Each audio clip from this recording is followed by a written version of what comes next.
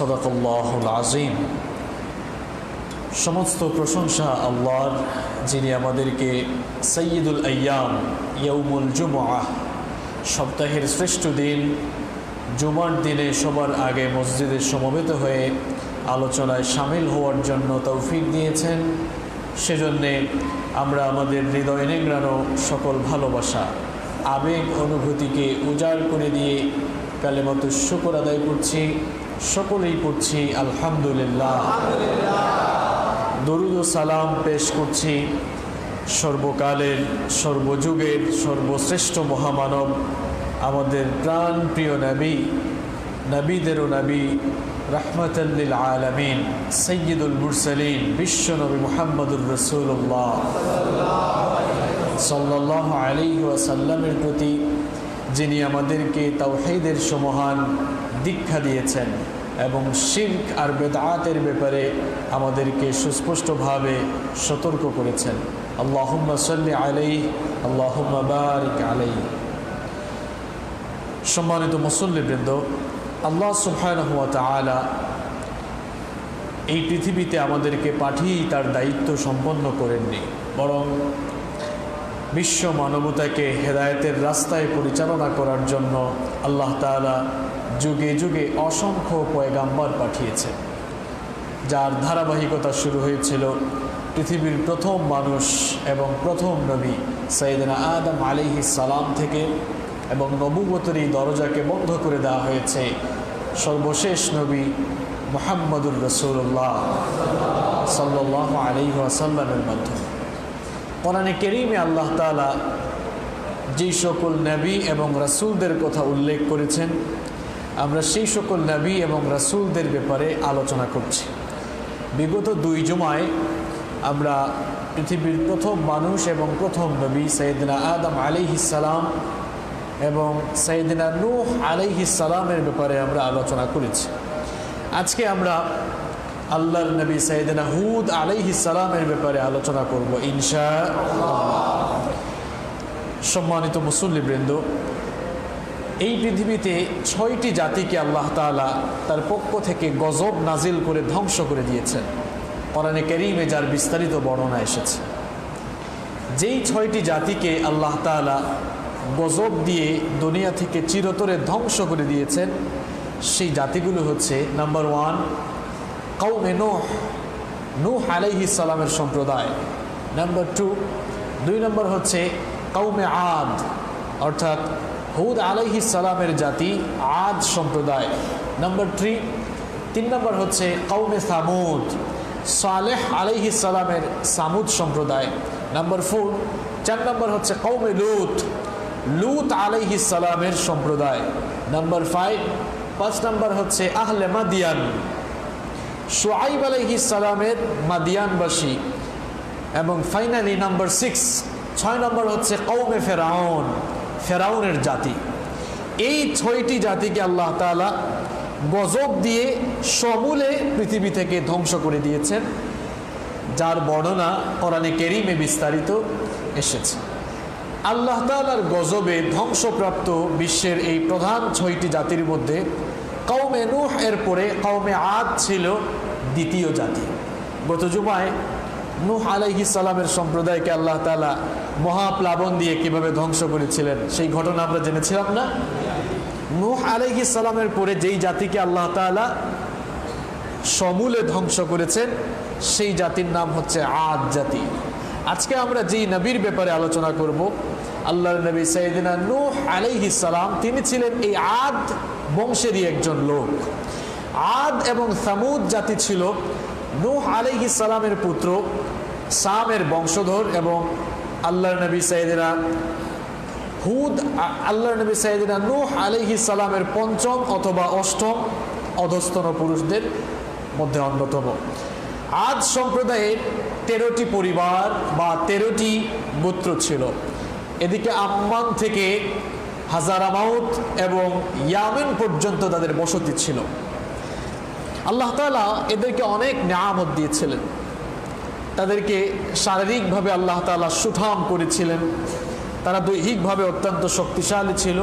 আল্লাহ তাআলা তাদের জন্য নিয়ামত অনুগ্রহের দুয়ার খুলে দিয়েছিলেন। সুবহানাল্লাহ।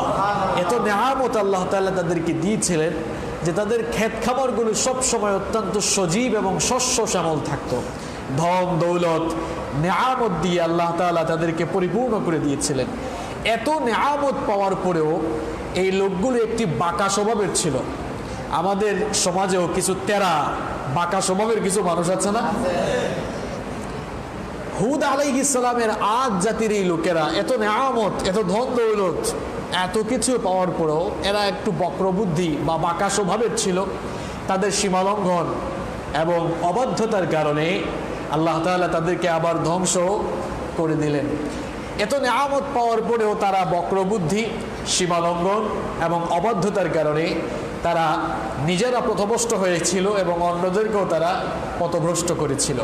তারা আল্লাহ তাআলার ইবাদতকে বাদ দিয়ে, এক আল্লাহর গোলামি বাদ দিয়ে নূহ আলাইহিস সালামের আমলে ফেলে আসা সেই মূর্তি পূজা, শিরক তারা পুনরায় শুরু করল। গত জুমায় আপনাদেরকে বলেছিলাম যে পৃথিবীতে মাজার পূজা আমাদের দেশে নাই, এই চট্টগ্রামে খুব কম, তাই না? এই মাজার পূজারীরা যারা কবর পূজা আর মাজার পূজা করে, এদের গোড়া, এদের ইতিহাস গত জুমায় আমরা জেনেছিলাম, ঠিক কিনা? নূহ আলাইহিস সালাম এর সময়ে প্লাবন দিয়ে আল্লাহ সবগুলো মূর্তি পূজক, কবর পূজারী আর মাজার পূজারীকে আল্লাহ ধ্বংস করে দিলেন। নূহ আলাইহিস সালামের মহাপ্লাবনের পর পৃথিবীতে পুনরায় আবার মূর্তি পূজা, কবর পূজা বা শিরক শুরু করে দিল আবার এই হুদ আলাইহিস সালামের আদ জাতি। তারা যখন শিরক, কুফর আর গুমরাহির অতল গহ্বরে নিমজ্জিত হয়ে যাচ্ছিল, তখন আল্লাহ তাআলা তাদের কাছে সাইয়েদনা হুদ আলাইহিস সালামকে নবুয়ত দিয়ে তাদের কাছে পাঠালেন। সাইয়েদনা হুদ আলাইহিস সালাম নবুয়ত লাভ করার পরে তিনি তার সম্প্রদায়ের কাছে আল্লাহর দ্বীনের দাওয়াত উপস্থাপন করলেন।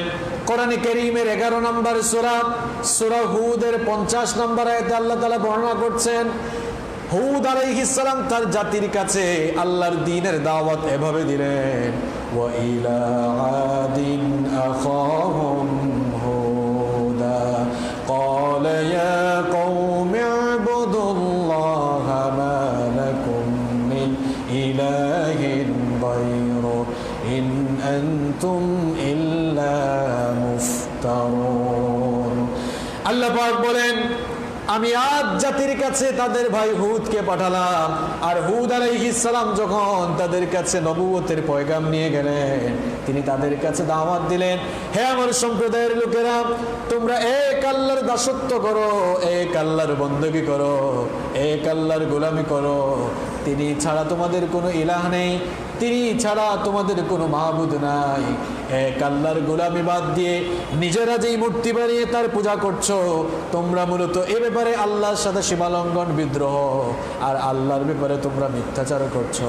তিনি তার জাতির সামনে যখন আল্লাহর দ্বীনের দাওয়াত দিয়েছিলেন, তিনি আরো বলেছিলেন, ইয়া কওমি লা আসআলুকুম আলাইহি আজরা ইন আজরিয়া ইল্লা আলাল্লাযী ফাতারনি আফালা তাকিলুন। তিনি বলেছিলেন, হে আমার সম্প্রদায়ের লোকেরা, আমি যে দাওয়াত তোমাদের সামনে উপস্থাপন করছি, এই দাওয়াতের বিনিময় তোমাদের কাছে আমি চাই না, বরং এর সম্পূর্ণ বিনিময় আমি আল্লাহর কাছে কামনা করি। তবুও কেন তোমরা তা অনুধাবন করো না? তিনি আরো বলেছিলেন, ওয়া কওমিস্তাগফিরু রাব্বাকুম সুম্মা তুবু ইলাইহি ইউরসিলিস সামাআ আলাইকুম মিদরারা ويزدكم قوة إلى قوتكم ولا تتولوا مجرمين। তিনি বলেছিলেন, হে আমার কওমের লোকেরা, হে আমার বংশের লোকেরা, আমার সম্প্রদায়ের লোকেরা, তোমরা যে মূর্তির পূজা করে করে শিরক করেছো, আমি তোমাদেরকে আল্লাহর দ্বীনের দিকে আহ্বান করছি। তোমরা যদি আল্লাহর গোলামি করো, আল্লাহকে যদি ভয় করো, আল্লাহর আনুগত্য করো, আল্লাহর দাসত্ব করো, আল্লাহর বন্দেগী করো, আর আমার দাওয়াত কবুল করে না, তাহলে আল্লাহ তাআলা তোমাদেরকে ক্ষমা করে দিবেন। তোমরা যদি তওবা করো, আল্লাহ তোমাদেরকে মাফ করে দিবেন, ক্ষমা করে দিবেন। আর আল্লাহ যখন তোমাদেরকে ক্ষমা করবেন, মাফ করবেন, তখন আকাশ থেকে আল্লাহ তাআলা তোমাদের জন্য ভারী ধারা বর্ষণ করবেন, সুবহানাল্লাহ। আর তোমাদের শক্তির সাথে আরো শক্তি আল্লাহ তাআলা বাড়িয়ে দিবেন। একটু লক্ষ্য করুন, হুদ আলাইহিস সালামের দাওয়াতের তিনটি দিক ছিল। এক নম্বর হচ্ছে মূর্তির পূজা বাদ দিয়ে এক আল্লাহর গোলামি করো। আর তার দাওয়াতের 2 নম্বর দিক ছিল যে এই দাওয়াতের বিনিময় আমি তোমাদের কাছে চাই না। আর দাওয়াতের 3 নম্বর দিক ছিল তোমরা যদি আল্লাহর ইবাদত করো, এই শিরক থেকে যদি তোমরা ফিরে আসো তাহলে তোমাদের গুনাহগুলো মাফ করে দিবেন কে? আর তাওবা করার পর ঈমানের রাস্তায় ফিরে আসলে গুনাহ যে শুধু মাফ হবে শুধু তাই নয়, বরং এর সাথে সাথে আল্লাহ তাআলা তোমাদের জন্য তার নেয়ামতের দরজা উন্মুক্ত করে দিবেন, সুবহানাল্লাহ। তার মানে বোঝা গেল এই আয়াত থেকে একটা জিনিস, একটি শিক্ষা, একটি মেসেজ আমাদের সকলের জন্য। সেটি হচ্ছে আমরা যদি ইস্তেগফারের সাথে লেগে থাকি, আমরা যদি আল্লাহ তাআলার ক্ষমার দিকে রুজু থাকি, আমরা যদি ক্ষমা প্রত্যাশী হই, ইস্তেগফারের সাথে লেগে থাকি, তাহলে আমরা ক্ষমা লাভ করার পাশাপাশি আল্লাহ তাআলার তরফ থেকে আমরা অবারিত নেয়ামত লাভে ধন্য হব ইনশাআল্লাহ। এই কথাটি বিশ্বনবীও বলেছেন। আবু দাউদের বর্ণনায় হাদিস এসেছে, আব্দুল্লাহ ইবনে আব্বাস রাদিয়াল্লাহু আনহু হাদিসটি বর্ণনা করেছেন। বিশ্বনবী সাল্লাল্লাহু আলাইহি ওয়াসাল্লাম বলেছেন, মান লাজিমাল ইস্তিগফার, যেই ব্যক্তি সব সময় ইস্তেগফারের সাথে আটার মতো লেগে থাকবে, যেই মানুষ সব সময় ইস্তেগফার করে, সব সময় যেই ব্যক্তি ইস্তেগফারের সাথে লেগে থাকে, আল্লাহ তাআলা তার জন্য দুনিয়ার জীবনে 3টি পুরস্কার রেখেছেন। এক নাম্বার হলো জাআলাল্লাহু মিন কুল্লি দিকিম মাখরাজা, এক নাম্বার পুরস্কার হলো আল্লাহ তার জন্য সকল সংকীর্ণতা দূর করে দিবেন, অর্থাৎ আল্লাহ তাআলা ওই ব্যক্তির সকল কষ্টগুলোকে দূর করে দিবেন। আপনার আমার জীবনে কষ্ট আছে না নাই? মুসিবত আছে না নাই? যারা বললেন না তারা খুব আরামে আছেন, তাই না? আপনাদের জীবনে কোনো কষ্ট নেই? দুঃখ কষ্ট ছাড়া কি কারো জীবন আছে নাকি বলেন? তাহলে ইস্তেগফারের একটি ফায়দা, একটি উপকারিতা হচ্ছে আল্লাহ তাআলা নিজ দায়িত্বে যে ব্যক্তি ইস্তেগফারের সাথে সব সময় লেগে থাকে তার দুঃখ কষ্ট দূর করে দিবেন, সুবহানাল্লাহ। 2 নম্বর পুরস্কার হলো ওয়া মিন কুল্লি হামবিন ফারাজা, আল্লাহ তার টেনশন দূর করে দিবেন, দুশ্চিন্তা দূর করে দিবেন। আমাদের জীবনে দুশ্চিন্তা কম না বেশি? খাবারের টেনশন, রিজিকের টেনশন, সন্তান সন্ততির টেনশন, ছেলে মেয়ের টেনশন, ঘর বাড়ির টেনশন, ঋণের টেনশন, কত দুশ্চিন্তা আছে না নাই? এই সব দুশ্চিন্তা দূর করে দিবেন কে? 3 নম্বর হলো ওয়া রাযাকাহু মিন হাইথু লা ইয়াহতাসিব, যেই রিজিকের জন্য আমরা এত কিছু করি, ইস্তেগফারের সাথে যারা লেগে থাকবে আল্লাহ পাক তাদেরকে ধারণাতীত জায়গা থেকে রিজিক দান করবেন। আপনার কল্পনার বাহিরে, কল্পনাতীত জায়গা থেকে আল্লাহ তাআলা আপনার জন্য রিজিকের দরজা খুলে দেবেন, সুবহানাল্লাহ। এজন্য সবসময় ইস্তেগফারের সাথে লেগে থাকতে রাজি আছেন তো? ইস্তেগফার করেন তো আপনারা? আমাদের নবী মুহাম্মদ পড়েন সাল্লাল্লাহু আলাইহি ওয়াসাল্লাম, তিনি ডেইলি রেগুলার দৈনিক কতবার ইস্তেগফার করতেন? বুখারীর বর্ণনা 70 বার, আবার মুসলিমের বর্ণনা 100 বার ইস্তেগফার করতেন। কার কাছে? আপনি আমি কতবার করি? আমরা তো সময়ও পাই না ইস্তেগফার করার। একটু সময় পাইলেই কে কোথায় কি করলো আলোচনা সমালোচনা আছে না নাই? গত 1 সপ্তাহ তো আপনাদের সময় গেল ওই মা ছেলের বুরকা আর ক্রিকেটের কাহিনী নিয়ে, তাই না? আহা, এই জাতি এক ইস্যু পাইলেই এক ইস্যুর তলে আরেক ইস্যু চাপা পড়ে। এই হচ্ছে আমাদের বাংলাদেশ। একটা জিনিস পাইলে আপনারা এটা নিয়ে কথা বলতে বলতে একেবারে পচায়া ছাড়েন, তাই না? এভাবেই আমাদের সময় বেহুদা নষ্ট হয়, এভাবেই আমাদের সময়গুলো নষ্ট হয়ে যায়, ফালতু বিভিন্ন কাজ করে আমাদের সময়গুলো নষ্ট হয়ে যায়। অথচ মুহাম্মদ পড়েন সাল্লাল্লাহু আলাইহি ওয়াসাল্লাম রেগুলার তাওবা করেছেন 70 বার কিংবা 100 বার। কার কাছে? আল্লাহ। আপনি কতবার করেন? কতবার করেন আপনি? সব সময় ইস্তেগফারের সাথে লেগে থাকবেন তো ইনশাআল্লাহ। আল্লাহ আমাদেরকে তৌফিক দাও।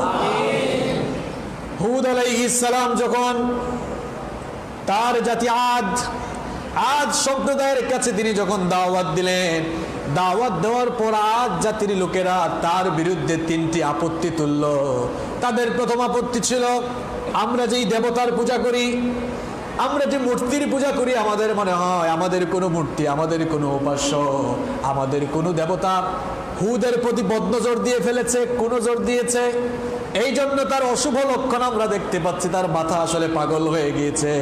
তারা তখন বলেছিল, কোরআনে কারীমের 11 নম্বর সূরা হুদের 53 নম্বর আয়াত থেকে আল্লাহ বর্ণনা করছেন, হুদ আলাইহিস সালামের জাতির লোকেরা তার দাওয়াতকে প্রত্যাখ্যান করে তারা তখন বলেছিল, ক্বালু ইয়া হুদ মা জি'তানা বিবাইয়িনাতিন ওয়া মা নাহনু বিতারিকি আলিহাতিনা আন কওলিকা ওয়া মা নাহনু লাকা বিমুমিনিন। তারা বলেছিল, হে হুদ, তুমি তো প্রকাশ্য কোনো দলিল নিয়ে আমাদের সামনে আসো নাই, সুস্পষ্ট কোনো দলিল নিয়ে প্রমাণ নিয়ে আসো নাই। তোমার কথা মতো তো আমরা আমাদের দেবতাগুলোর উপাসনা ছেড়ে দিতে পারি না। তোমার কথা শুনে তো আমাদের বাপদাদারা যাদের পূজা করত তাদের পূজা আমরা ছেড়ে দিতে পারি না। আমরা তোমাকে বিশ্বাসই করি না, বরং আমরা মনে করি ইন্নাকুলু ইল্লা তারাকা বাদু আলিহাতিনা বিসু। আমরা মনে করি যে আমাদের কোনো দেবতা, আমাদের কোনো মূর্তি, আমাদের কোনো উপাস্যের কুনজর বদনজর তোমার দিকে পড়েছে, এই জন্য তুমি পাগলের মতো কথাবার্তা বলছো। তোমার মাথার বিবেক বুদ্ধি সব লোপ পেয়ে গিয়েছে, কারণ আমাদের কোনো দেবতা বা আমাদের কোনো উপাস্য, আমাদের কোনো মূর্তি তোমাকে হয়তো অমঙ্গল দ্বারা আচ্ছাদিত করে ফেলেছে। দেখেছেন অবস্থা? এত বড় নবী, হ্যাঁ, তার কওমের লোকেরা তাকে বলল যে মনে হয় আমাদের দেবতা তোমার প্রতি কুনজর দিয়েছে। এই আদ জাতির মতো কিছু লোক কিন্তু আমাদের মুসলিম সমাজেও আছে। কিরকম আছে? সেই জাতির লোকেরা তারা যেভাবে শিরকে নিমজ্জিত ছিল, আজকের মুসলমান সমাজেও কবর পূজার মাধ্যমে, স্থান পূজা, ভাস্কর্যের পূজা, মূর্তির পূজার মাধ্যমে তারা যখন শিরক করে, আর যখন উলামাগণ কোরআন হাদিস থেকে তাদের সামনে সত্য তুলে ধরেন, তখন তারাও বলে, যখন তাদের সামনে সত্যকে তুলে ধরা হয়, যেই লোকগুলো দাওয়াত দেয় এরা যদি কোনো কারণে কোনো ক্ষতির সম্মুখীন হয়ে যায়, তখন তারাও বলে, দেখছো আমাদের পীর সাহেবের বদদোয়া লাগছে। এরকম আছে না? এরকম আছে না নাই? তারাও বলে, দেখেছো আমাদের পীর সাহেবের বদদোয়া লেগেছে, এই জন্য এই লোকটার এই অবস্থা হয়েছে। এরকম হয় না অনেক সময়? দেখেছেন অবস্থা? ঠিক সেম কাহিনী করলো এই হুদ আলাইহিস সালামের জাতির লোকেরা। হুদ আলাইহিস সালামের জাতির লোকেরা যখন তার সাথে আচরণ করলো, সাইয়েদনা হুদ আলাইহিস সালাম তখন তার জাতি আদ সম্প্রদায়কে তিনি জবাব দিয়েছিলেন, ক্বালা ইন্নী উশহিদুল্লাহি ওয়াশহাদু আন্নী বারীউম মিম্মা তুশরিকুন। হে আমার সম্প্রদায়ের লোকেরা, ভালো করে শোনো, আমি আল্লাহকে সাক্ষী রাখছি, আর তোমরাও সাক্ষী থাকো। আল্লাহর সাথে তোমরা যাদেরকে শরীক করো, আমি সেই সকল শরীক থেকে নিজেকে মুক্ত রেখেছি। সুবহানাল্লাহ। তিনি আরো বলেছিলেন, তোমাদের দাবি অনুযায়ী তোমরা যদি বলো তোমাদের মূর্তি বা তোমাদের দেবতার দেওয়া কুনজর অনুযায়ী আমার জীবনে অমঙ্গল নেমে এসেছে, তাহলে তোমরা ভালো করে শোনো, মিন দুনিহি ফাকিদুনি জামিআন সুম্মা লা তুনজিরুন।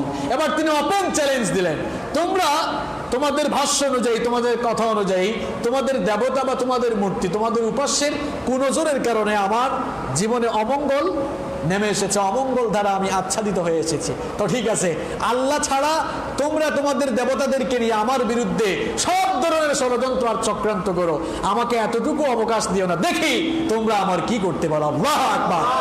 যেখানে পুরো একটি সম্প্রদায়, পুরো একটি সমাজ ব্যবস্থা শিরকিয়াতের উপরে প্রতিষ্ঠিত, সেই শিরকিয়াতের উপরে প্রতিষ্ঠিত সমাজ ব্যবস্থার সামনে এই ধরনের নির্ভীক সাহসী উচ্চারণ, এটা কত বড় কথা। আল্লাহু আকবার।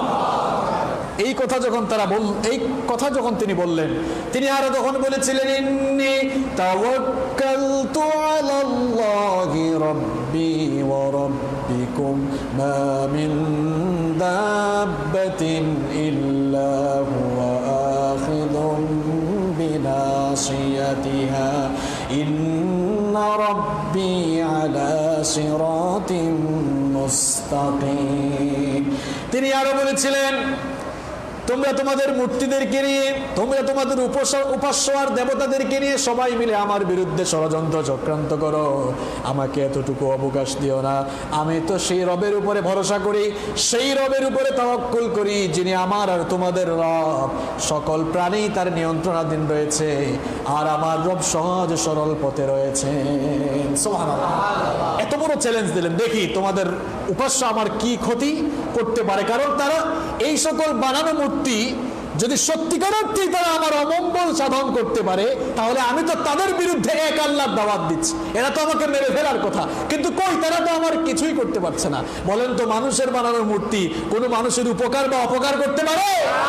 আল্লাহ তো কোরআনে বলেছেন, খুব সুন্দর উপমা দিয়েছেন আল্লাহ তাআলা, খুব সুন্দর উপমা দিয়েছেন যে এদের সামনে থেকে যদি কেউ কিছু নিয়েও যায়, ওইটাকে রক্ষা করার ক্ষমতা এদের নাই। ঠিক কিনা? এই যে এদের এতগুলো হাত থাকে, এতগুলো হাত থাকে, তার গায়ে যদি মাছিও বসে, একটা হাত দিয়ে তো মাছিটাও তাড়ানোর ক্ষমতা এর না। হুদ আলাইহিস সালাম সেই কথাই বললেন, ঠিক আছে, তোমাদের মূর্তির যদি এতই ক্ষমতা থাকে তো বলো তোমাদের মূর্তি, আর তোমরা সবাই মিলে আমার অকল্যাণ করো। পারবে? ওপেন চ্যালেঞ্জ দিলেন। এই চ্যালেঞ্জ দেওয়ার পর এবার আজ জাতির নেতৃবৃন্দ যারা ছিল মাথা খারাপ হয়ে গেল। মাথা তো খারাপ হওয়ারই কথা, তাদের নির্বাচনী এলাকায় এবার নতুন দিনের দাওয়াত শুরু হয়েছে। মাথা কি ঠিক আছে? কথা বল না কেন, মাথা কি ঠিক আছে? গত জুমায় আপনাদেরকে বলেছিলাম যে প্রত্যেকটি জামানায় নবীরা যখন দিনের দাওয়াত দিয়েছেন, সবার আগে রাষ্ট্রের বড় বড় নেতারা দাওয়াতের বিরোধিতা করেছে। হুদ আলাইহিস সালামের ক্ষেত্রেও তাই হলো। তিনি যখন আল্লাহর দিনের দাওয়াত দিলেন, এবার তার সম্প্রদায়ের বড় বড় নেতারা তার বিরোধিতা শুরু করলো। এবার তার দাওয়াতের পথে তারাই অন্তরায় হয়ে দাঁড়ালো, বাধা সৃষ্টি করলো, প্রতিবন্ধকতা সৃষ্টি করলো। তার সম্প্রদায়ের নেতৃবৃন্দ তখন জনগণকে বিভ্রান্ত করার জন্য বলেছিল। কোরআনে কারীমের 23 নম্বর সূরা সূরাতুল মুমিনুনের 34 নম্বর আয়াতে আল্লাহ তাআলা বলছেন, ওয়াকালাল মালাউ মিন কওমিহিল্লাযীনা কাফারু ওয়া কাযযাবু بلقاء الآخرة وأترفناهم في الحياة الدنيا ما هذا إلا بشر مثلكم يأكل مما تأكلون منه ويشرب مما تشربون। হুদ আলাইহিস সালামের জাতি, আজ জাতির নেতারা তখন বলেছিল, আজ জাতির নেতৃবৃন্দ যারা আল্লাহর সাথে আখিরাতের সাক্ষাৎকে যারা মিথ্যা বলে প্রতিপন্ন করেছিল, যারা দুনিয়ার জীবনকে ভোগ বিলাসের জায়গা হিসাবে গ্রহণ করেছিল, তারা তখন বলেছিল, যেই লোকটা তোমাদের কাছে দিনের দাওয়াত দেয় আর তাকে নবী বলে দাবি করছে, সেই লোকটা তো আমাদের মতো মানুষ ছাড়া আর কিছুই নয়। এই লোকটা তো আমরা যেরকম খাওয়া দাওয়া করি, আমরা যেরকম পান করি, সেও খায়, সেও পান করে, সুতরাং আমাদের মতো মানুষ আবার নবী হয় কেমনে? ওয়ালা ইন আতাতুম বাশারাম মিসলাকুম ইন্নাকুম ইদাল লাখাসিরুন। সুতরাং হে আমাদের জনগণ, আমাদের সম্প্রদায়, আমাদের মতোই একজন মানুষ, যে আমাদের মতো খায়, আমাদের মতোই পান করে, আমাদের মতোই চলাফেরা করে, আমাদের মতোই ঘুমায়, আমাদের মতো মানুষ যেই লোক যে তাকে নবী বলে দাবি করছে, আমাদের মতো এরকম মানুষকে যদি তোমরা মেনে নাও, তার আনুগত্য করে, তাহলে তোমরা ক্ষতিগ্রস্ত হওয়া ছাড়া তোমাদের আর কোনো উপায় থাকবে না। প্রত্যেকটি যুগেই কাফের যারা ছিল তারা মনে করত যে নবী যিনি হবেন তিনি মানুষ হবেন না, আর মানুষ যিনি হবেন তিনি নবী হবেন না। বুঝতে পেরেছেন কথা? নবী যিনি হবেন তিনি মানুষ হবেন না, মানুষ যিনি হবেন তিনি নবী হবেন না, এটা তাদের কথা। আর আল্লাহ তাআলা কোরআনে কারীমের বহু জায়গায় বলেছেন যে পৃথিবীতে বাস করে মানুষ, এই জন্য মানুষের জন্য নবীও বানাইছি মানুষ। আচ্ছা, ফেরেশতা এরা তো নারীও না পুরুষও না, ফেরেশতা নারীও না পুরুষও না, তাহলে এরা নারী পুরুষের সমস্যা বুঝবে না। তাহলে ফেরেশতাকে যদি নবী বানানো হইতো তাহলে বিপদ আছে না নাই? আচ্ছা, হাজবেন্ড ওয়াইফের মধ্যে কি কারণে ঝগড়া হয়, এটা কি ফেরেশতা বুঝে? তার তো বউই নাই। কথা ঠিক না বেঠিক? ফেরেশতার কি বউ আছে? কথা বল না কেন? তাহলে জামাই বউয়ের ঝগড়া কি কারণে হয়, এটা ফেরেশতা বুঝবে? আপনার সাথে আরেকজনের জায়গা জমি নিয়ে দ্বন্দ্ব, এই সমস্যার সমাধান কি ফেরেশতা করতে পারবে? তার তো জায়গা জমি নাই, তাহলে সে কেমনে সমাধান করবে? পৃথিবীতে বাস করে মানুষ, এই জন্য মানুষের জন্য আল্লাহ নবী বানিয়েছেন। মানুষ। আমাদের দেশে এখনো এক শ্রেণীর মুসলমান আছে যারা নবীদেরকে মানুষই বলতে চায় না, আছে না নাই? এরা ওই আদ জাতির মানুষের মতো, নূহের জাতির মতো। এরা ভক্তি করতে করতে নিজেদেরকে আদ জাতির মতো, নূহের জাতির মতো এরা নিজেদেরকে শিরকিয়াতে ডুবিয়ে রেখেছে। প্রত্যেক নবীরা মানুষ, প্রত্যেক নবীরা মানুষ। আমরা যেভাবে মায়ের পেট থেকে দুনিয়াতে এসেছি, দুইজন নবী ছাড়া, আদম আলাইহিস সালাম আর ঈসা আলাইহিস সালাম ছাড়া সকল নবীরা মায়ের পেট থেকে এসেছেন। সকল নবীরা খাওয়া দাওয়া করেছেন, সকল নবীরা আমাদের মতো পেশাব পায়খানা করেছেন, বিয়ে শাদী করেছেন, তাদেরও বাচ্চা কাচ্চা হয়েছে। নবীরাও মানুষ, আমরাও মানুষ। পার্থক্য কি? পার্থক্য আছে না নাই? পার্থক্য অবশ্যই আছে, পার্থক্য অবশ্যই আছে। পার্থক্যটা হচ্ছে এই, নবীরা আমাদের মতো সাধারণ মানুষ নয়, তারা হচ্ছেন অসাধারণ মানুষ, কারণ তাদেরকে হেফাজত করেছেন স্বয়ং আল্লাহ। আমরা ভুল করতে পারি, কিন্তু নবীরা হচ্ছেন মাসুম, কারণ প্রত্যেক নবীকে হেফাজতের দায়িত্ব নিয়েছেন কে? নবীদের মধ্যে আমাদের মধ্যে এটাই পার্থক্য। নবীরা হচ্ছেন হাদি, তারা হচ্ছেন পথ প্রদর্শক। যুগে যুগে আল্লাহ তাআলা তাদেরকে দিয়ে মানব জাতিকে পথ প্রদর্শন করেছেন। আমাদের দেশে তো এক প্রকারের লোক নবীকে মানুষই মানতে চায় না, নবীকে তারা নূর পর্যন্ত নিয়ে যায়। আচ্ছা বলেন তো, নূরের দাম বেশি না মাটির দাম বেশি? হ্যাঁ, কথা বল না কেন? নূরের দামের চেয়ে তো মাটির দাম বেশি। এই জন্য তো আল্লাহ তাআলা নূরের তৈরি ফেরেশতাদেরকে দিয়ে মাটির তৈরি আদমকে আল্লাহ সাজদা দিয়েছেন। কথা ঠিক না বেঠিক? আপনার কমন সেন্স কি বলে?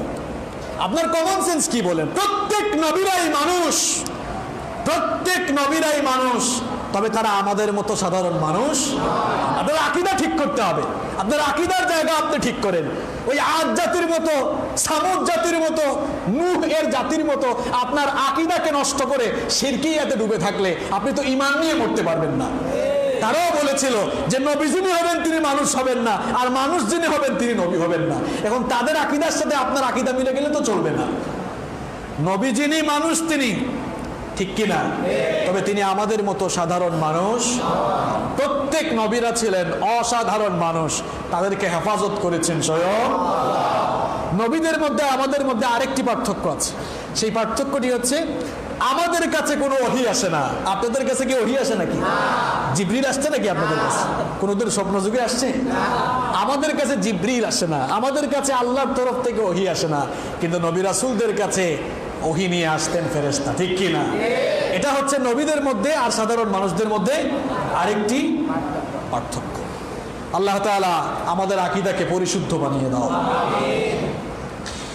তারা বলেছিল, এমন একটি লোকের অনুসরণ কি তোমরা করবে নাকি যে আমাদের মতোই মানুষ? সাইয়েদনা হুদ আলাইহিস সালাম তাদের এই আপত্তির জবাব এভাবে দিয়েছিলেন। তিনি তখন বলেছিলেন, কোরআনে কারীমের 7 নম্বর সূরা, সূরাতুল আরাফের 69 নম্বর আয়াতে আল্লাহ তাআলা বলছেন, আওয়াজিবতুম আন জাআকুম যিকরুম মির রাব্বিকুম আলা রাজুলিম মিনকুম লিয়ুনযিরাকুম ওয়াযকুরু ইয জাআলাকুম خلفاء من بعد قوم نوح وزادكم في الخلق بسطة فاذكروا آلاء الله لعلكم تفلحون।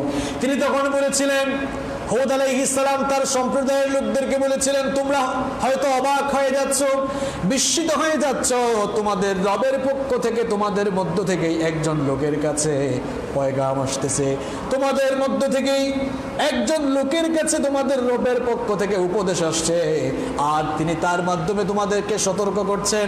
তোমরা স্মরণ করো, তোমরা ভালো করে স্মরণ করো, নূহের প্লাবনের পরে আল্লাহ তাআলা তোমাদেরকে তাদের উপরে স্থলাভিষিক্ত করেছেন। তোমাদের উপরে আল্লাহ যত নিয়ামত দিয়েছেন, সেই নিয়ামতগুলোর স্মরণ করে আল্লাহর আনুগত্য করো, তবেই তোমরা সফল কাম হতে পারবে। তিনি তার সম্প্রদায়কে আবারও ওয়াজ করলেন, উপদেশ দিলেন, বুঝালেন যে দেখো, নূহ আলাইহিস সালামের জাতিও কিন্তু একই কারণে ধ্বংস হয়েছে, একই কাজ তোমরা আবার করো না, তাহলে তোমাদেরকেও ধ্বংস করে দিবেন কে?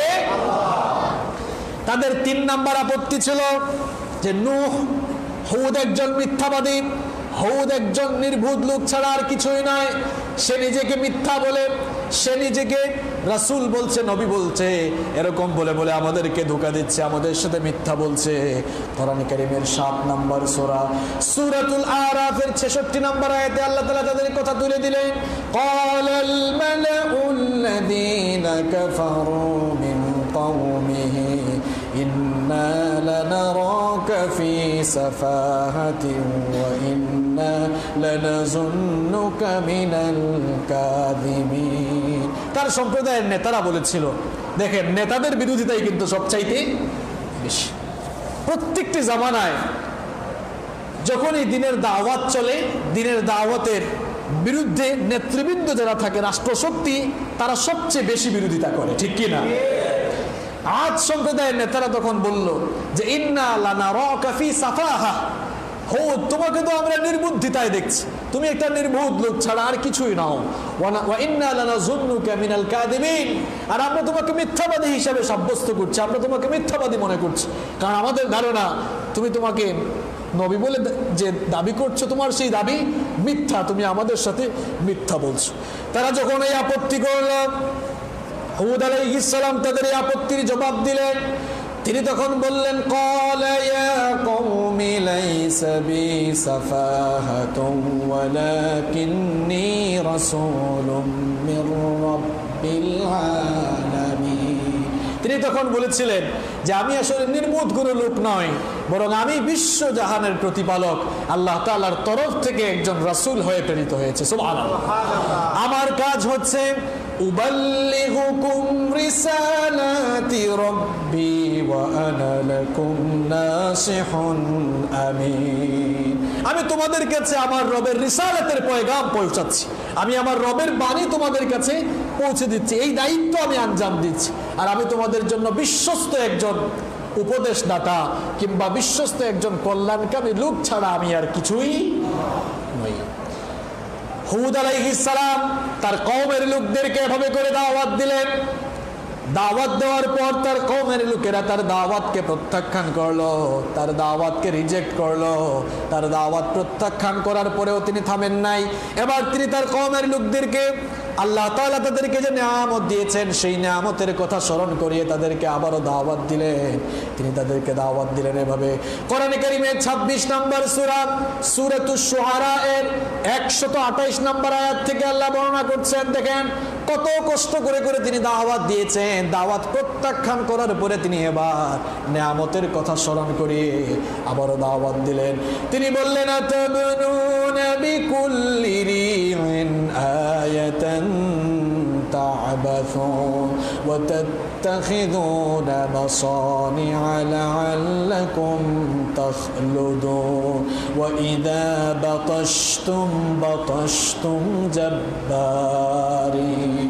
তিনি বলেছিলেন, তোমরা যে অযথাই নিরর্থক খামাখাই উঁচু উঁচু দেয়াল, উঁচু উঁচু পাহাড়, উঁচু উঁচু অট্টালিকা, উঁচু উঁচু প্রাসাদ, উঁচু উঁচু স্মৃতিসৌধ নির্মাণ করছো, যা কোনো প্রয়োজন ছিল না। আর তোমরা উঁচু উঁচু অট্টালিকা নির্মাণ করছো, মনে করছো সেখানে তোমরা চিরস্থায়ীভাবে বসবাস করবে। আর তোমরা তো খুব ভালো করেই পাকড়াও করো, অত্যাচার করো, কাউকে ছাড় দাও না। হুদ আলাইহিস সালামের জাতির লোকেরা সেই সময়ে বড় বড় প্রাসাদ তৈরি করেছিল, বড় বড় অট্টালিকা তৈরি করেছিল, স্মৃতিসৌধ নির্মাণ করেছিল। তিনি বলেছিলেন, এই যে অযথা তোমরা নিরর্থক তোমরা এগুলো তৈরি করছো আর মনে করছো এখানেই তোমরা চিরস্থায়ী হবা, এইসব নিরর্থক চিন্তা বাদ দাও। এইসব নিরর্থক চিন্তা বাদ দিয়ে ফাত্তাকুল্লাহ ওয়া আতিউন, আল্লাহকে ভয় করো আর আল্লাহর আনুগত্য করো। আর তোমরা স্মরণ করো, ওয়াত্তাকুল্লাযী আমাদতুকুম বিমা تعلمون أمدكم بأنعام وبنين وجنات وعيون إني أخاف عليكم عذاب يوم عظيم। তিনি বললেন, তোমরা ভয় করো, স্মরণ করো আর ভয় করো। আল্লাহ তোমাদেরকে অনেক কিছু দিয়ে সাহায্য করেছেন, আল্লাহ তোমাদেরকে নিয়ামত দিয়েছেন, সন্তান সন্ততি দিয়েছেন, তোমাদেরকে বাগ বাগিচা, ফসল ফলাদি আর ঝর্ণা ধারা আরো অনেক নিয়ামত দিয়ে তোমাদেরকে ধন্য করেছে। এত নিয়ামত পাওয়ার পরেও তোমরা যদি আল্লাহর সাথে নাফরমানি করো, আল্লাহর সাথে শিরক করো, তাহলে আমি তোমাদের ব্যাপারে এই ভয় করছি, এই আশঙ্কা করছি, অচিরেই তোমরা ভয়ানক গজবের সম্মুখীন হয়ে যাবে। সতর্ক করলেন তার জাতিকে, এই যে এত নিয়ামত পেয়েছে, আল্লাহ তাআলা তোমাদেরকে এত নিয়ামত দিয়েছেন, এত নিয়ামত পাওয়ার পরেও যদি তোমরা আল্লাহর নাশকরি করো, আল্লাহর আনুগত্য না করো, আল্লাহর ইবাদত না করো, আমি তোমাদের ব্যাপারে আশঙ্কা করছি অচিরেই তোমাদের উপরে গজব নেমে আসতে। এরপরেও হুদ আলাইহিস সালামের অবাধ্য এই জাতি ঈমান আনলো না। ঈমান না এনে তারা অহংকারী আচরণ করলো। তারা তখন বলল, অলু সাওয়াউন আলাইনা আওয়াজতা আম লাম তাকুম মিনাল ওয়াইজিন। বলল, হুদ, আমাদেরকে তুমি ওয়াজ করো আর না করো, মানে উপদেশ দাও আর না দাও, দুটোই আমাদের জন্য সমান, আমরা কিন্তু তোমার কথা শুনবো, আমরা তোমার কথা শুনবো না। ওয়া মা নাহনু বিমুআযযাবিন, আমরা কিন্তু শাস্তিপ্রাপ্ত হবে না, আমাদের উপরে কোনো শাস্তিও আসবে না। কে আবার আমাদেরকে শাস্তি দিবে? কারণ এই দুনিয়ায় বর্তমান সময়ে সবচাইতে ক্ষমতাশালী আমরা। অহংকার করে তারা বলেছিল, কোরআনে কারীমের 41 নম্বর সূরা, সূরা হামিম আস-সাজদা এর 15 নম্বর আয়াতে তাদের সেই অহংকারী কথাগুলো আল্লাহ তুলে দিলেন। তারা তখন বলেছিল, ফাআম্মা আদুন ফাস্তাকবারু ফিল আরদি বিগাইরিল হাক্কি ওয়া ক্বালু মান আশাদ্দু মিন্না কুওয়া। তারা অহংকার করে বলেছিল, মান আশাদ্দু মিন্না কুওয়া, আমাদের চাইতে অধিকতর শক্তিশালী আর কে আছে?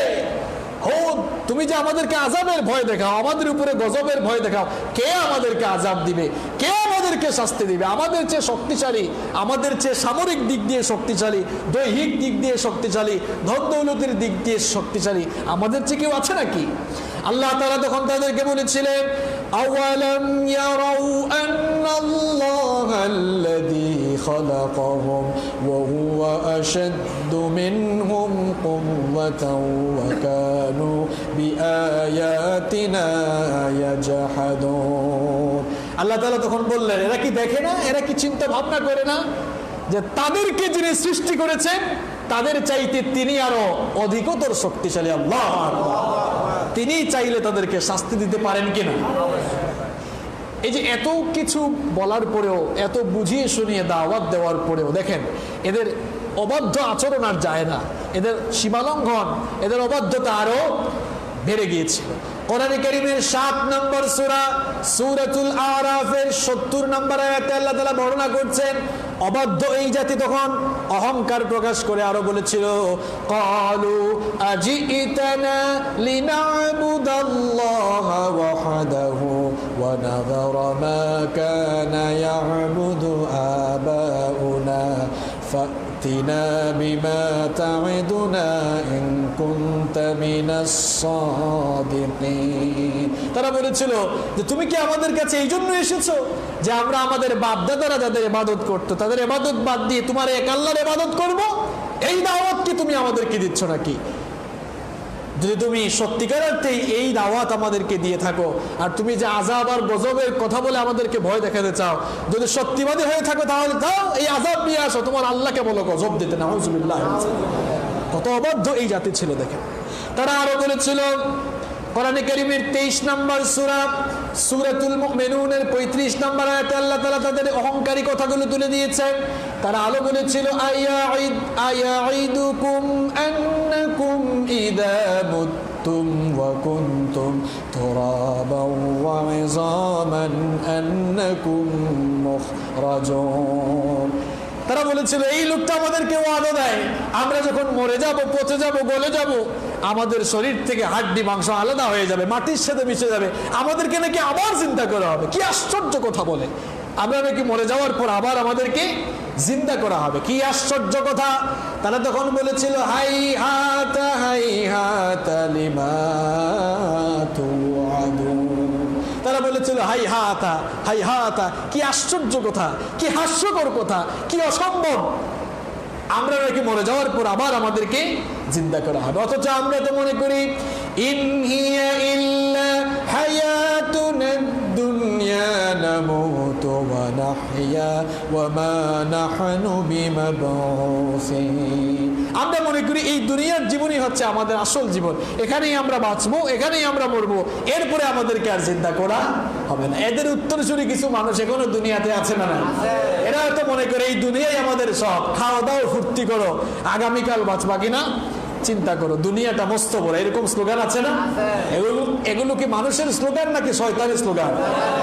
তারা বলে কে আবার আমাদেরকে জিন্দা করবে? এই যে কাফের মুশরিক যারা, পরকাল যারা অবিশ্বাস করে, এই সকল পরকাল অবিশ্বাসী মানুষদের জবাব আল্লাহ তাআলা কোরআনের বিভিন্ন জায়গায় দিয়েছেন, বিভিন্ন জায়গায় আল্লাহ তাআলা দিয়েছেন। আল্লাহ তাআলা তাদের জবাব দিতে গিয়ে এভাবেও বলেছেন যে আল্লাহ পাক, তুমি যেখানে কিছুই ছিলে না, এক ফোঁটা পানি ছিলে, সেই পানিটাও পাক ছিল নাকি না পাক ছিল? বলেন, আমার আপনার উৎপত্তি তো এক ফোঁটা না পাক পানি থেকে, ঠিক না? যেই পানিটা মানুষের শরীর থেকে নির্গত হয়ে গেলে বিশাল খরচ হয়ে যায়, সেই এক ফোঁটা নাপাক পানি থেকে আমার আপনার সৃষ্টি। যে আল্লাহ তাআলা ওই এক ফোঁটা নাপাক পানি থেকে এত সুন্দর স্ট্রাকচার দিয়ে আপনাকে বানাতে পারলেন, আপনি মরে যাওয়ার পর ওই আল্লাহ আপনাকে আবার চিন্তা করতে পারবেন না? কি হাস্যকর কথা এটা! এই নাস্তিক যারা, মুরতাদ যারা, পরকালে আবার আল্লাহ তাআলা মানুষকে চিন্তা করবেন, যারা এই কথা বিশ্বাস করবে না, ওই নাস্তিক সে তো এক ফোঁটা নাপাক পানি ছাড়া আর কিছুই ছিল না।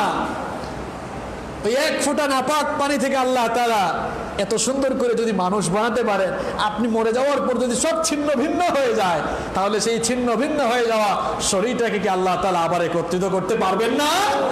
বিশ্বাস হয়?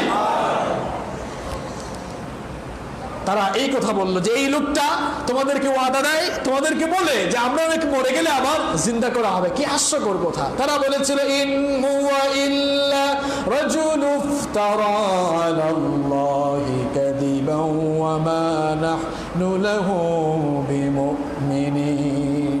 তারা বলেছিল এই লোকটা মিথ্যাবাদী ছাড়া আর কিছুই নয়। নাউযু বিল্লাহি মিন যালিক, আমরা তাকে বিশ্বাসও করি না।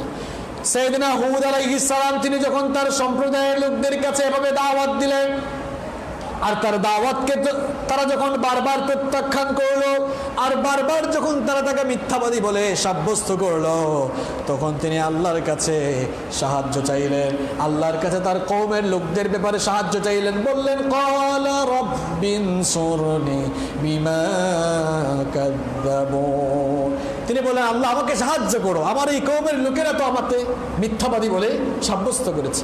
আল্লাহ তাআলা তখন হুদ আলাইহিস সালামের দোয়া কবুল করলেন, আর তিনি জানিয়ে দিলেন ক্বালা আম্মা ক্বালিলিন লা ইউসবিহুন্না নাদিমিন। হুদ, একটু অপেক্ষা করো, একটু অপেক্ষা করো, এরা অচিরেই তাদের এই কর্মের জন্য অনুতপ্ত হবে, কারণ আমি তাদের জন্য গজব রেডি করে রেখেছি। ফাআখাযাতহুমুস সাইহাতু বিল হাক্কি ফাজআলনাহুম গুসাআন ফাবুদাল লিল কওমিজ যালিমিন।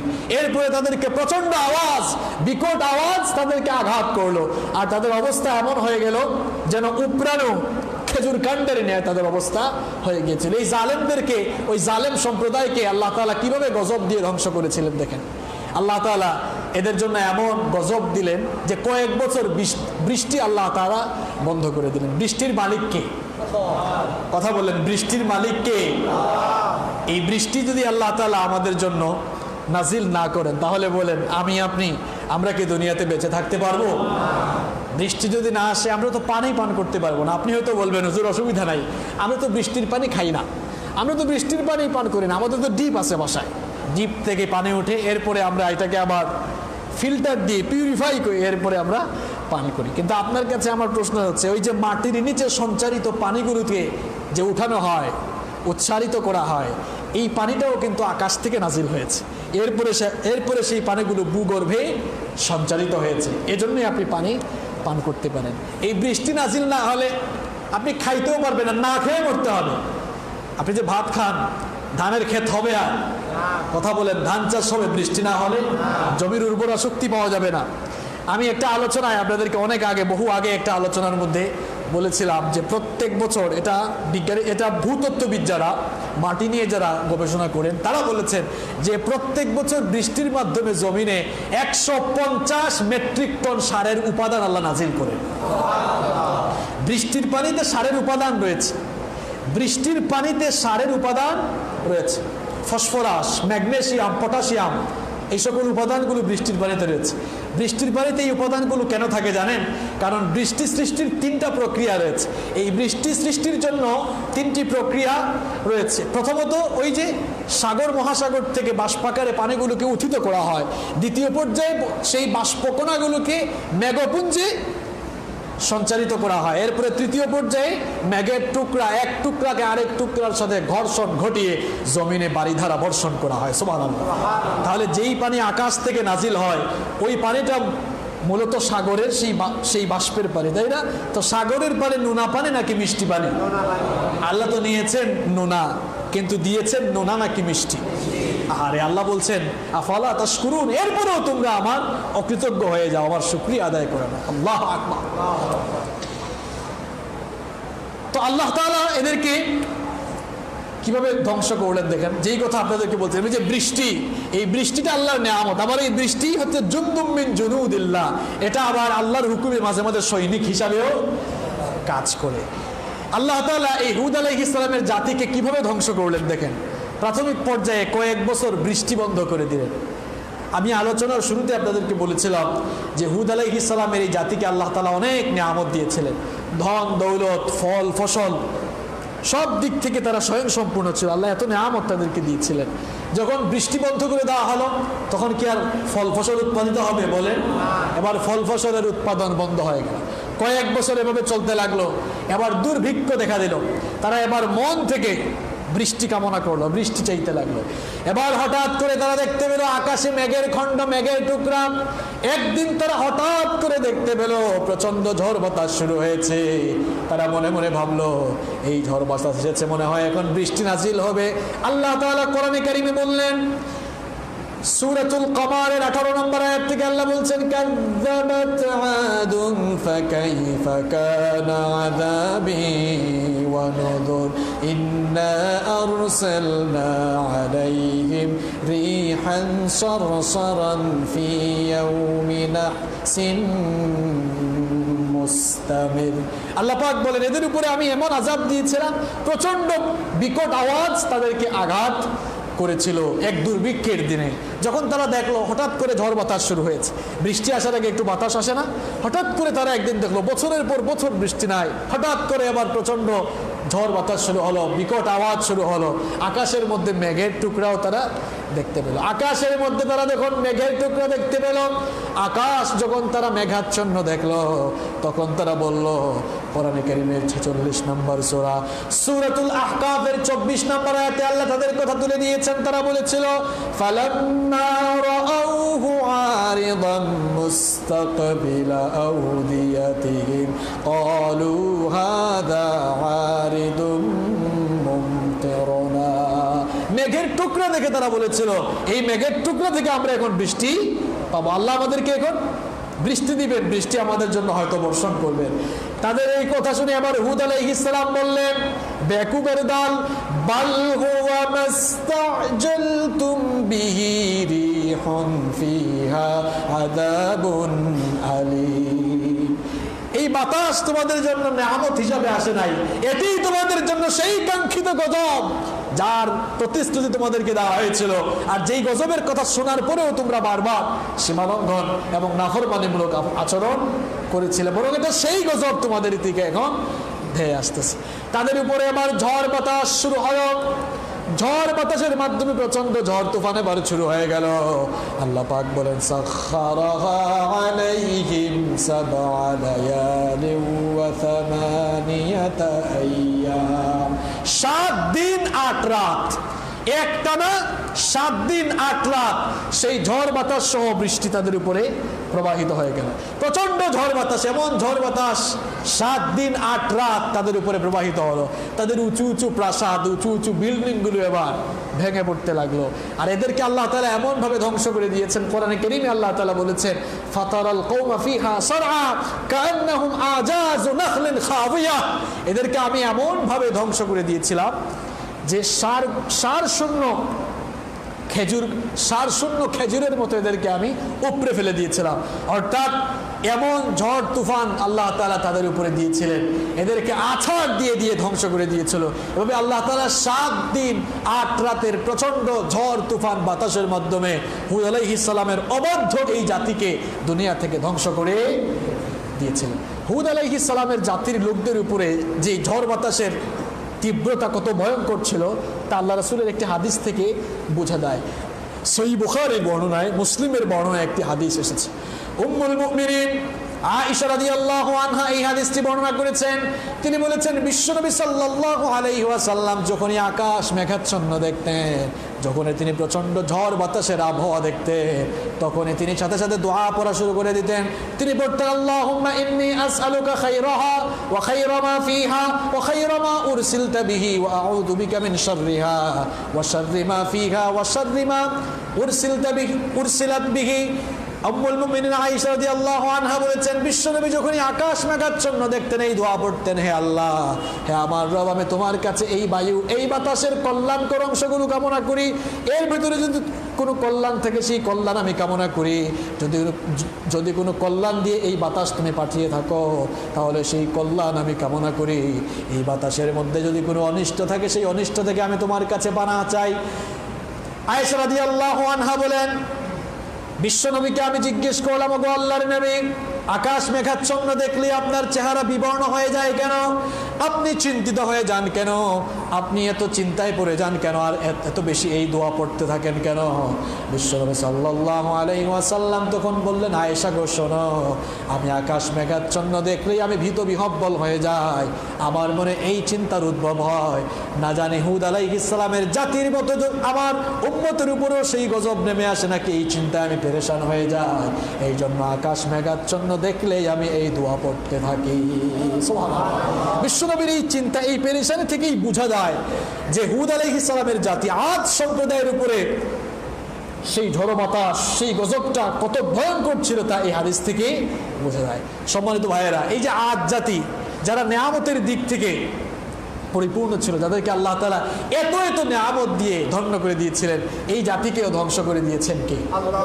এখন এই কিসসা, এই কাহিনী আপনারা শুনলেন, শুধু শোনার জন্য শুনলেন, উপভোগ করার জন্য শুনলে তো হবে না। প্রত্যেকটি আলোচনা থেকে কিছু মেসেজ নিয়ে বাড়ি ফিরতে হবে ইনশাআল্লাহ। আজকে যে আলোচনা, আজকে আদ জাতি ধ্বংসের কাহিনী যে আমরা জানলাম, আদ জাতির আচরণ আমরা জানলাম, এদের ক্যারেক্টার, এদের বিহেভিয়ার এবং তাদের ধ্বংসের কাহিনী আমরা জানলাম। এখান থেকে আমাদের জন্য 7টি শিক্ষা, 7টি লেসন রয়েছে। এই 7টি লেসন নিয়ে আমরা আজকে বাড়ি ফিরবো ইনশাআল্লাহ।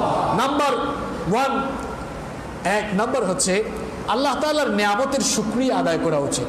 যদি আল্লাহ তাআলার নিয়ামত পাওয়ার পরে আপনি শুকরিয়া আদায় না করেন, আপনি যদি অকৃতজ্ঞ হয়ে যান, তাহলে গজব আছে না নাই? যেমন আল্লাহ তাআলা বলেছেন, লা ইন শাকারতুম লা আযীদান্নাকুম ওয়া লা ইন কাফারতুম ইন্না আযাবি লাশাদীদ। যদি আমার শুকরিয়া করো তাহলে নিয়ামত বাড়িয়ে দিবেন কে? আর অকৃতজ্ঞ হলে শাস্তির ব্যবস্থা আছে না নাই? আর আমরা যদি আল্লাহ তাআলা শুকরিয়া না করি তাহলে আল্লাহ তাআলার বিরাট লস হয়ে যাবে, তাই না? আল্লাহ তাআলা বলেছেন, ইন তাকফুরু ফা ইন্নাল্লাহা গানিয়্যুন আনকুম। তোমরা সবাই যদি আল্লাহর অকৃতজ্ঞ হয়ে যাও, কেউ যদি আল্লাহর শুকরিয়া আদায় নাও করো, আল্লাহর কোনো লস নাই, কারণ আল্লাহ তাআলা অমুখাপেক্ষী, তিনি কারো মুখাপেক্ষী। আমরা মানুষ, আমরা যদি আল্লাহর শুকরিয়া না করি, আল্লাহর প্রশংসা না করি, তাহলে এই বিশ্বজাহানে আল্লাহর যত সৃষ্টি আছে সব কিছু কি আল্লাহর প্রশংসা করে না? সব কিছুই আল্লাহর প্রশংসা করে।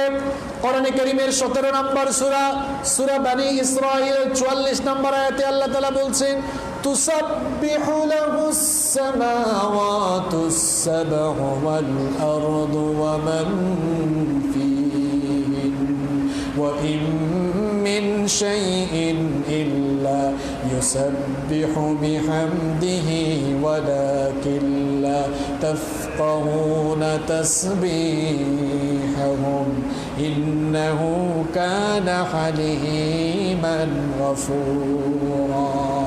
আল্লাহ পাক বলেন, সপ্ত আকাশ সাত আসমান আর জমিন এবং তার মাঝখানে যা কিছু আছে সব কিছুই প্রশংসা সহ আল্লাহর গুণকীর্তন করে, আল্লাহর তাসবিহ পাঠ করে। এমন কোনো জিনিস নেই, এমন কোনো সৃষ্টি নেই যা আল্লাহর প্রশংসা সহ আল্লাহর তাসবিহ পাঠ করে না। কিন্তু তোমরা তাদের তাসবিহর ভাষাগুলো বুঝো না। এক এক সৃষ্টি এক একভাবে আল্লাহর প্রশংসা সহ তাসবিহ পাঠ করে, তাদের ভাষাগুলো আমরা বুঝি না। এই যে গাছের পাতা সব সময় নড়াচড়া করে, বাতাসের মধ্যে শন শন আওয়াজ হয়, আমরা মনে করি সেটা শুধু শন শন আওয়াজ মাত্র, কিন্তু না না আমার ভাইয়েরা, সেটা কেবলমাত্র শন শন আওয়াজ নয়, বরং গাছের পাতাগুলো ওই শন শন আওয়াজ করে, প্রতিটি মুহূর্তে আল্লাহর শুকরিয়া করে, আল্লাহর তাসবিহ পাঠ করে। এই যে বর্ষাকালে ব্যাঙ ঘা ঘা শব্দ করে, তাই না? ব্যাঙের শব্দ শুনেছেন আপনারা? ঘা ঘা করে শব্দ করে। আপনি মনে করেন এটা একটা সাউন্ড, এটা ব্যাঙের সাউন্ড। এটা শুধু সাউন্ড নয়, এটা শুধু ব্যাঙের সাউন্ড নয়, বরং সে তার ওই সাউন্ড দিয়ে প্রশংসা সহ আল্লাহ তাআলার তাসবিহ সে প্রতিনিয়ত পাঠ করে। সুবহানাল্লাহ। এই যে পাখি কুহু কুহু করে শব্দ করে, তাই না? এই কুহু কুহু শব্দ করে সেও কিন্তু তার ওই ভাষা দিয়ে প্রতিনিয়ত তাসবিহ প্রশংসা জপে কার? আমরা সেটা বুঝি না। এই কাহিনী থেকে, আজ জাতির ধ্বংসের কাহিনী থেকে এক নম্বর শিক্ষা নিতে হবে আমাদেরকে।